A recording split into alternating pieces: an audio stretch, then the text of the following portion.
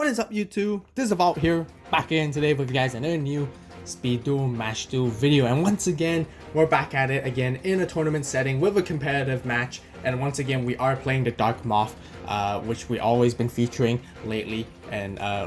So yeah, be sure you guys, if you haven't seen the deck profile yet, it's already uploaded, it's already been posted, so be sure to watch that deck profile on the channel as well with the full recipe released for you guys. And yeah, today we're playing against Miss Lene, who is a spellproof armor player. We kind of played against each other from a previous tournament hosted by Curse of Yu-Gi-Oh. Really great tournament. Highly recommend you guys to join. I always pop in and out in these tournaments, so be sure to stay tuned for those as well.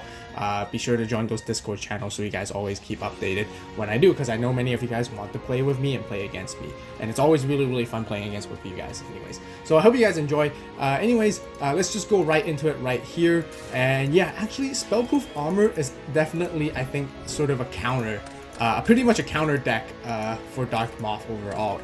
You know, it mitigates a lot of our capabilities in playing around it, and spellproof armor is just great. So anyways, they do start first. We did win the stone paper scissors, and basically they set their cards and passed their turn right here. And then right here, hands looks pretty good right off the bat because we have a lure and we have basically three targets to draw from, to banish and to draw. And then we want to banish our Sphere Karibo. We're going to play another one again, so then we can banish one of the Gap Divine Soldiers, and then we're going to play Night Beam, popping their back row. We're going to target the one on the left side, and turns out to be Kunai with Chain. I did mention that this card is not as great as it used to be. It's really powerful before and played a lot in all the top tier decks, but now because of Gap the Divine Soldier, it makes Kunai not as great as it was, but still really good on the damage step, honestly. We're going to play a Newdoria right here, and then we're going to Parasite ourselves. Now, because we know we're playing Spellproof Armor, just so you guys know, you can't Parasite Paranoid Spellproof Armor. Now, because all machines monsters the opponent controls are unaffected by spell effects, and Parasite Paranoid being treated as a quick spell is a spell effect. Now, basically what it does, you can still equip it to them, but it doesn't destroy it. But when you equip it to them, the monster doesn't become an insect type. Therefore, you can't use your Cocoon skill to utilize off of it and basically summon your moths that way. That way, we're forced to use it on our own monster, and you can see how sort of like unhandy it is, and it sort of mitigates the Cocoon skill a little bit right here. So we're gonna use it on our own. We can't target their face down anyways, but even if it's a face up, it's a machine type monster. And you guys might be asking or wondering, how do I know?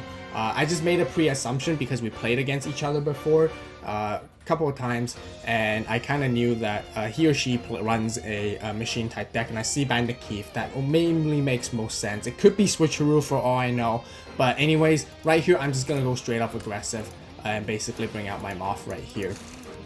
Use the second part of the effect. I want that card once again. Mentioned, I've started to play a little bit more aggressively nowadays.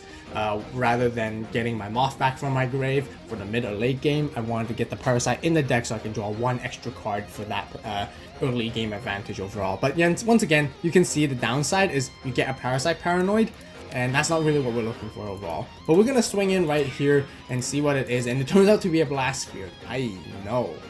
But we're okay. We have a Dust Tornado, so we're not that worried about it. But you know, if that Blast Sphere goes through, we're doomed. So we're definitely not gonna let that happen, honestly. Looks like they have no monsters. They had not seen the monsters they need, so that's why we can go even more aggressive at this point. So we do Dust Tornado at the end phase, stopping the Blast Sphere, and then we draw and we get another Dust Tornado, which is great. They do play Eliminating the League, which does pop our Moth right here, which is really good for them because they get to see our hand. That means they know what our next plays are going to be. They know we don't have a Moth anymore. They know what we have right here. Anything we do, it's just going to be obvious to them. So they know we're going to set all these cards. It doesn't matter. There's no hidden, there's no hiding from them at all. But it seems like we're getting a little bit lucky here because they're not getting their monsters that they need. So in the end phase, we're going to Dust Tornado that as well and basically draw, and then basically tribute our Parasite Paranoid to bring out Gap the Divine Soldier, a strong monster right here to swing in for a direct attack, dealing that damage to them overall. So upper hand seems to be good, but at any given time I guess this could be changed. in terms of the situation. So they do finally flip up their spellproof armor once again. Like I anticipated that, you know, they were playing machines, so it kind of makes sense, because if they're playing heavy metal raiders, they would have used it immediately at the start of the duel, and it just doesn't make sense to play switcheroo randomly overall. Anyways, it's not that great of a skill as it used to be from the prior format. I mean, you do see it every now and then in here, but it's okay. So they do bring out their pendulum machine, and they set one, so it looks like that their set card is likely a bluff in my opinion, because, you know, they would have set it much earlier on. Got Azoma, which is great, and oh no, it's not a bluff. It's something that they actually needed, so they actually popped our monster, and then we actually get Azoma right here, which is good for us because at least we have some sort of defenses left to play, and they also play their Summoner's Art, grabbing their giant mech soldier. So we're gonna play, thinking if we should play our Zoma. If we play our Zoma right here and they swing in, they'll take 1750. We're basically 50 life points short. So I'm gonna be patient here. I'm gonna be patient, and I'll take that damage. And in the end phase, I'll play the Zoma in defense, so that in my turn, I can switch it back to attack and then attack into their giant mech soldier, and therefore they're left with their top deck card again only. So this is really great for us. But right here, we drew Newdoria, and we probably potentially can just straight up win this game right here. Go into our battle phase. We swing in with Newdoria first, because we're trying to do some math right here. If we swing in with Zoma first, they'll take 50 damage, and then Newdoria will only deal 1200 damage, but we can straight up win the game right here and basically swing in with Newdoria, which Newdoria gets destroyed by battle. Then we can target that monster, destroy it, and then Zoma can go straight in for free, exactly perfectly 1800 damage right here. So we're moving into game 2 already, and once again, side deck. If you guys want to see the full side deck and the full deck recipe, it's already been posted on the channel, so be sure to check that out. One of the top tier 1, I would literally say, tier 1 competitive decks of this current format right now. So right here, we're just going to move into game 2. We know that spells don't work against them, so I actually moved one Parasite away, and to put more back row removal, another Dust Tornado essentially against them. That's what I was really going for, and I knew they play, you know, everyone's playing heavy back rows, so it's essential and it's needed. So we are going first this time. We don't have any allure targets, which is unfortunate, so we're gonna set our back rows and basically sit here and wait. And our Parasite Paranoid is not gonna be that useful as well, because we can't use it on their machine monsters because of spellproof armor once again. So we don't really have much of the upper hand this time, especially when we're going first with one less card to play. They're gonna swing in right here. We're just thinking if we should Zoma or not. I guess we could do the same play as the last game. So we take the damage, and then we'll play the Zoma in the end phase. We'll chain Dust Tornado to pop their card. Eliminating the league is great, because yeah, because that definitely came in handy for them last game. Now we got Night Beam, which is really great for us, because now we can feel comfortable and confident to swing into their monsters and try to go for like an even potential OTK. We can Parasite Paranoid our own Zoma at this point, but we're gonna Night Beam the card first, just in case if it is a Dust Tornado. So always be sure to clear out those back rows before you do anything, because if we play Parasite Paranoid first, they could have easily Dust Tornadoed us, and that would be unfortunate. But we're just gonna yeah, we couldn't OTK them. We can bring out Moth, but it's really not as worth it, I feel like. So we're going to play a little bit safer for this one, and swing in with Zoma to deal 50 damage to them instead, and keep Zoma here, because we really like it if they do swing into our Zoma. We can basically deal damage back to them. So maybe I feel like I should play them off here, some of you guys might say, but we'll see how it goes. Now that we draw into our second Moth, now we have more options. We can actually go for an even stronger powerhouse. We can bring out 2 of them and go for the attacks. So we do equip our Moth to our Zoma. We don't need the Zoma anymore. They do play Order to Charge right here, and target one. Okay, so they target basically their own, and destroying our Zoma right here. And I think at this point, we were just having like a ruling discussion, or just a question. I wasn't sure, so I thought I could use Parasite Paranoid's effect to bring out at least the Moth from my hand, but apparently I can't, because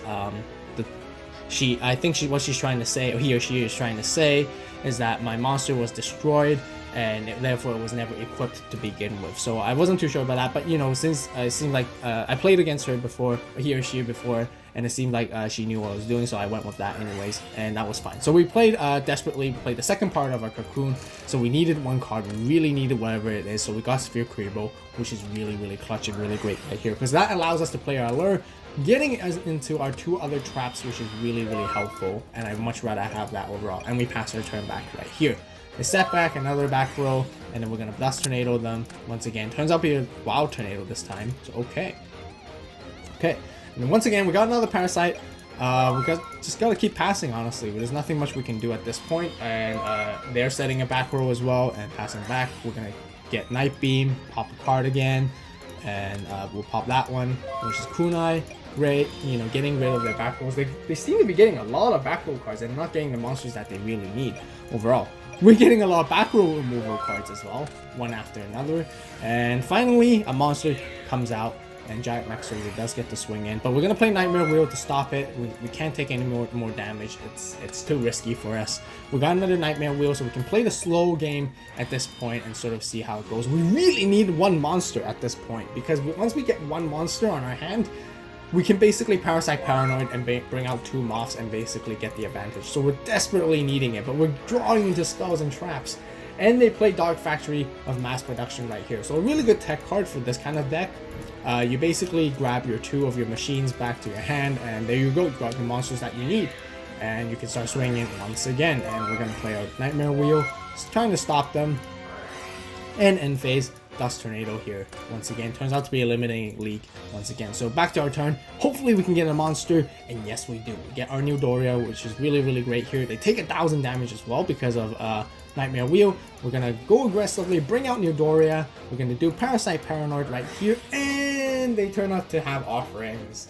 Okay, so yeah, what Offerings essentially does, I think it's a similar thing, you know, like same as Order to Charge. They're destroying the monster before the equip actually happened, so that we can't bring out the Moth on our hand with Parasite Paranoid's effect, which is really unfortunate. Now we're passing back to them, and they do get to swing in right here. So now we're left with one Moth in our hand. Not good. And we got our Lure of Darkness in our draw as well. Still a really good card, but you know, hopefully it came a little bit earlier. That would be better. So we're gonna have to gamble it all at this point. We're gonna have to play it, see what we can get, and we draw another Parasite and another Moth. So see you later, guys.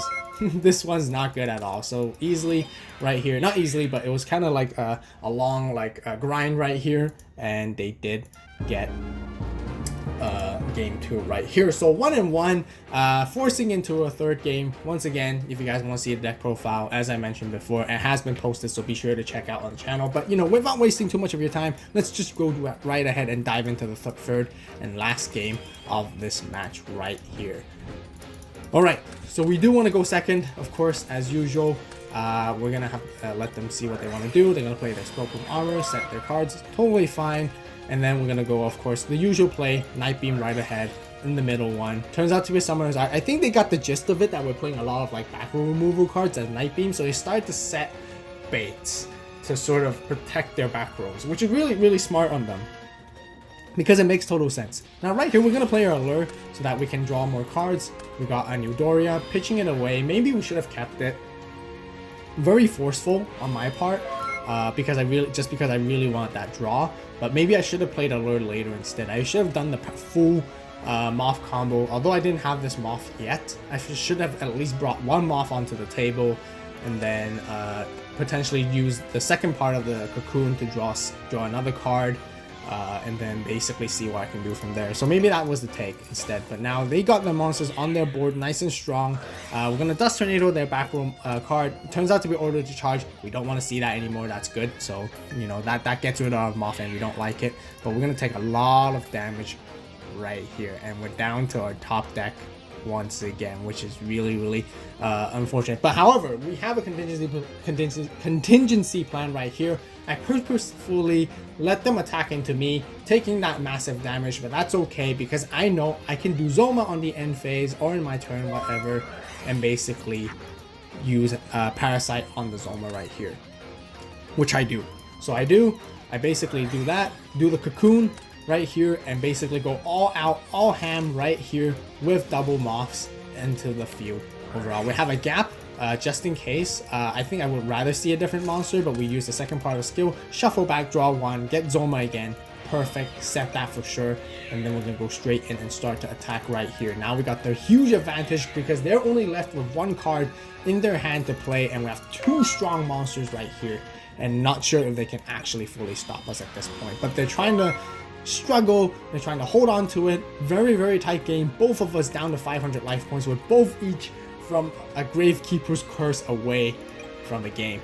Got Sphere Kuriboh, which is great. We're going to keep that in our hand. We're going to do a safer play. We're going to tribute our Great Moth. I know it's a huge sacrifice, but we're going to bring out Gap right here, so we flip whatever that is up so that we can reveal it. And it turns out to be a Blast Sphere, so Blast Sphere will not get its effect when we attack into it anymore, and we'll swing in here, and it turns out to be game overall. So what an intense match. Really fun. I had a lot of fun. It was very exciting, very tight indeed. It could have went either way overall, and we managed to finally get the upper hand over here. So 2-1 against Spellproof Armor. Spellproof Armor is definitely a strong skill to go against Dark Moth, like I mentioned earlier in the beginning of the video. But yeah, once again, huge shout out to Miss Lene, to our opponent right here, for spending the time to play with us in this tournament right here. Really appreciate it. I hope they had just as much fun as I did overall, because this was really awesome. And once again, featuring a totally different matchup, so you guys can really see what it's like to play competitive in this type of setting in a tournament with many different other strong decks overall. So yeah, if you guys enjoyed it, be sure to hit that like button. Comment down below what you guys think. You know, is there something I could have played differently? What were my strategies were like? Or did they help? Were they helpful to you guys? Did you guys like it, or is there some different approach you guys might suggest me to play instead? You know, feel free to let your comments know down in the comment section down below, and I really appreciate your feedback, because it's a learning process for all of us, and I hope you guys enjoy it just as much as you do. Once again, as always, if you guys do enjoy the video and the content here, be sure to refer to a friend or family if they love speed duels and Yu-Gi-Oh just as much. We got really great content on here, you know, lately, and this is basically the last video I'll be doing with Dark Moth for the time being, and we're gonna start moving on to different decks, because I'm very sure most of you guys, some of you guys might be really bored of it by now. Too much Dark Moth going on, but you know, it is a competitive setting, and I do host competitive content as well for some of my competitive viewers, to if they really want to know how it's like in the current scene. But anyways, yeah, so once again, thank you guys so much for watching. As always, you guys have a great day, great night, wherever you are. See you in the next video, and this is AVAULT signing out.